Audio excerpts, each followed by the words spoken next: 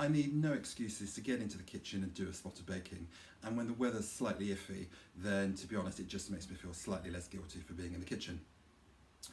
I've been working on several recipes and I've just revisited one of my favourite cakes, which is a ginger cake or gingerbread, and I've just been doing a spiced version of it. This is flavoured with tamarind pulp, with cinnamon, and obviously with lots of ginger, so stem ginger and powdered ginger. And you get a lovely sourness with the tamarind and the lovely heat from the ginger and that lovely warmth you get from the cinnamon. And best of all, this cake is so quick to make. It literally takes seconds to mix together.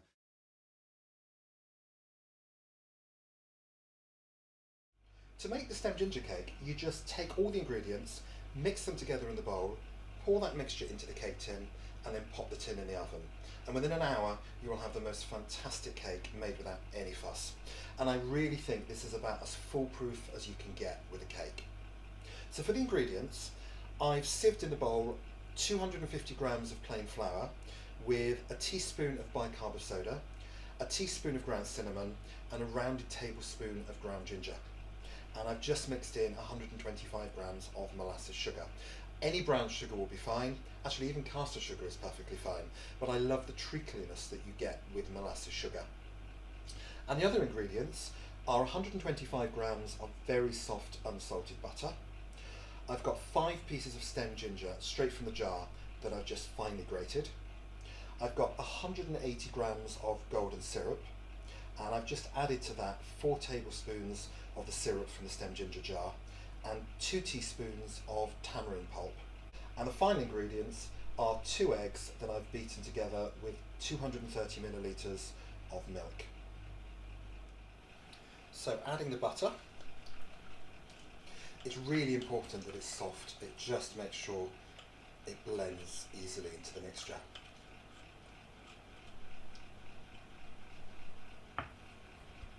The stem ginger,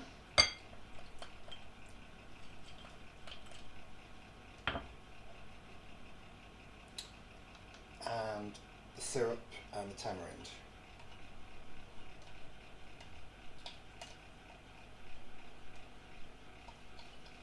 Again, just scraping down to the bottom just in case there are any lovely bits lurking.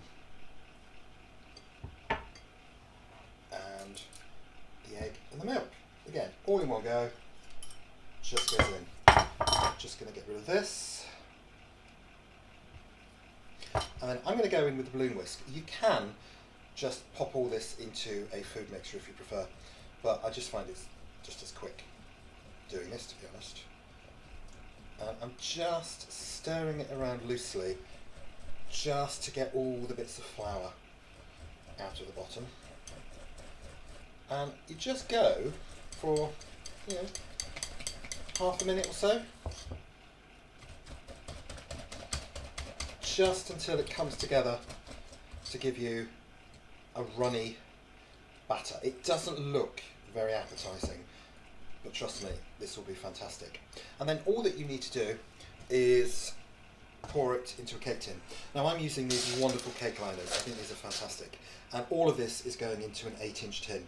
You can do this into 2 1-pound loaf tins or smaller tins, just adjust the cooking. That is all going to go in. It will go to just over half full,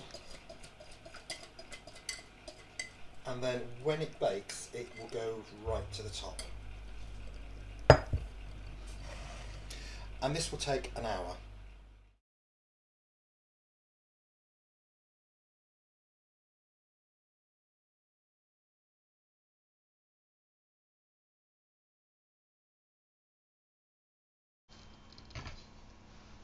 So the cake has been cooking for an hour, by which time it should be ready, but just as a check, I'm going to go in with a skewer right down to the base and lift it out. And there's nothing on the skewer, so the cake is ready.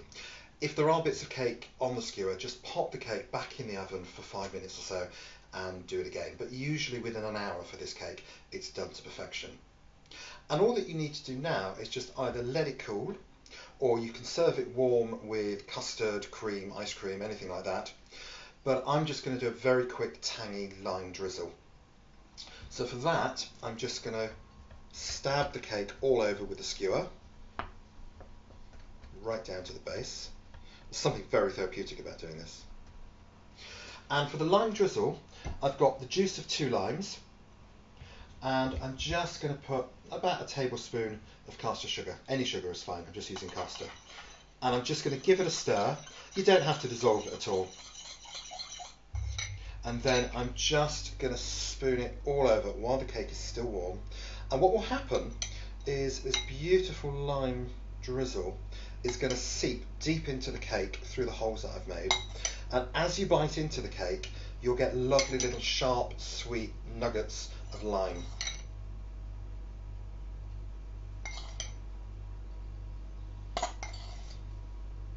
You don't want to go too mad with the drizzle.